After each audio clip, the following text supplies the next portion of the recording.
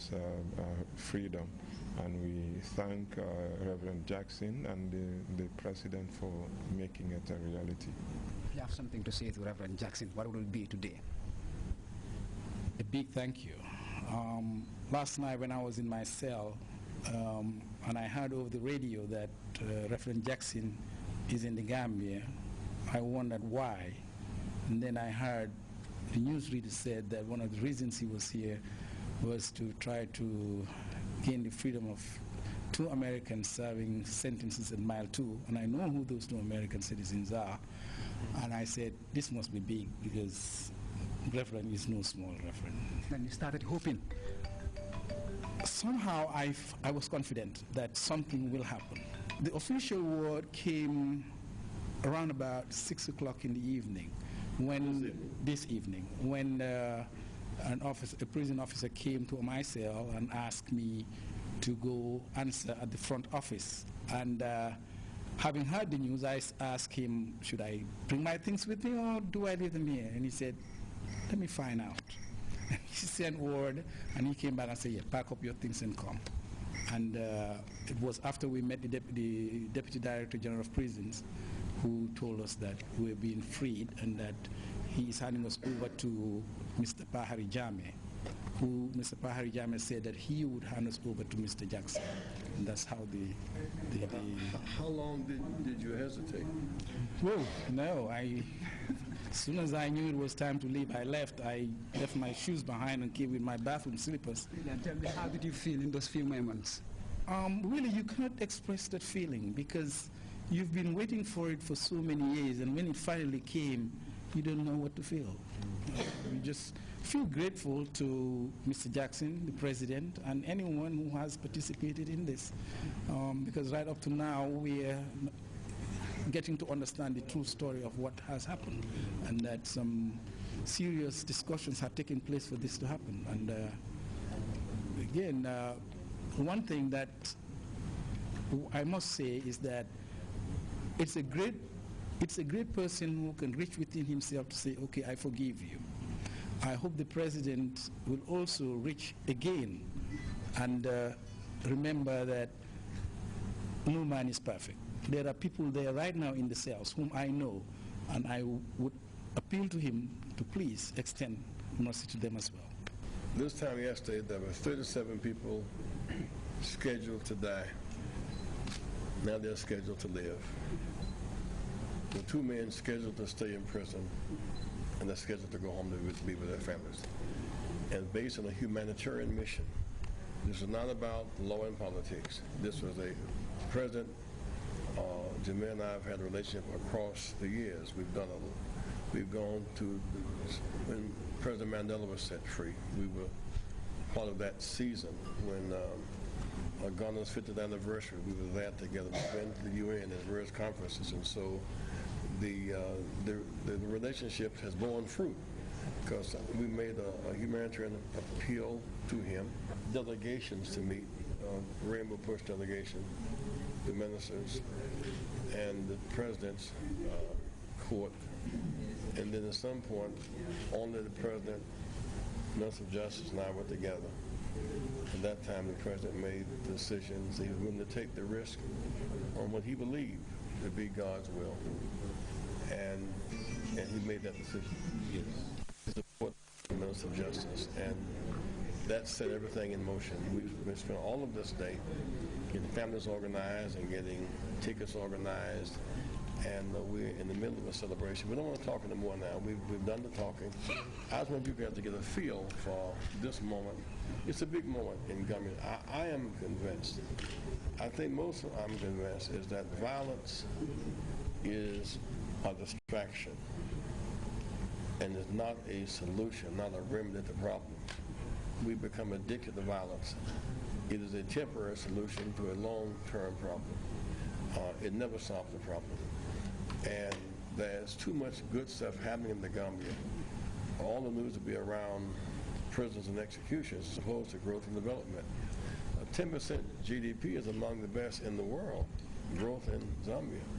The oceanfront development, the free medical services provided based on need, not based upon money.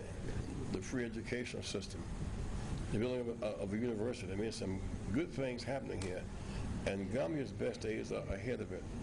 If this path is extended, the Gambia's best days are ahead. I want to thank the President. I want to thank these men. Thank you very much. Hands together. Now, thank you so much, sir, for giving us this interview. Now, what do you have to say to this great act of mercy, which has seen 2 men freed from a life sentence? Well, thank you very much. I believe it's a great moment, you know, for all of us.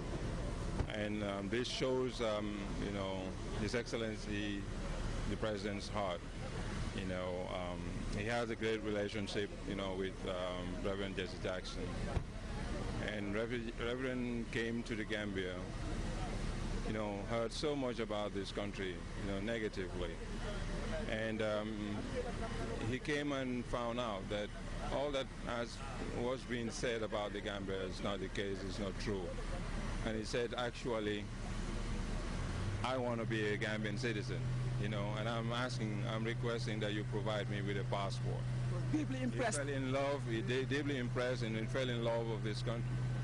You know, the infrastructural development that is taking place, the success in education and in the provision of healthcare delivery to the doorsteps of everybody, and in agriculture. Though it was a short trip, but he has been impressed, and he pleaded with His Excellency, and His Excellency granted the pardon out of the friendship, the special relationship that goes with exists between him and Reverend Jackson. And he has done it solely for that purpose, you know, not to appease anybody or any country, or not doing it looking for favors or incentives or support from anywhere. He has faith in Allah, and he has faith in the Gambian people. And he believed that that was the right thing to do, you know, after being pleaded, been requested this clemency, you know, from Reverend Jackson. Now, that's a sincere act, and they say only a good person can go down deep in his heart and find it, yes, forgive you. Now, what does this explain about the Gambia and the kind of leader we have? It tells a lot. You know, we can be hurt deep inside our hearts, deep inside of us, but we are also, you know, quick to forgive. You know, and that is, you know, His Excellency the President. His Excellency has, you know, suffered a lot in terms of over 21, you know, coup attempts. You know, over a dozen times attempts on his life. But those are the people that he is forgiving, you know, today. And that tells you, you know, who he is and who Gambians are. We are a forgiving nation, and we have a forgiving president, a president who is compassionate and who cares about, you know, what other people also, you know, say or request from him. You know, he always grants us, you know, any request that we make to him. You have just seen, you know, when everybody, you know, gathered at State House, the youths, you know, women, the Council of Elders, and you know, everybody asking him, you know, to please put on a moratorium on the death penalty. You know, he said, "You are my people. Whatever I do is for your interests, you know, and whenever I do is for the protection of this nation." So that is our president. He's here for us, and he's here for everybody, and he's here, you know, to uphold the rules and the constitution of this country. Thank you so much. Thank you so much, sir. Thank you so much. That's the closing scene of a rather rough chapter for these men, Dr. Amadou Skatret Jane and Tamsir Jase are both going home to America. They are free at last from their convictions delivered by the High Court as a result of a great act of clemency by the President, the Right Reverend Jackson flew personally to this Mali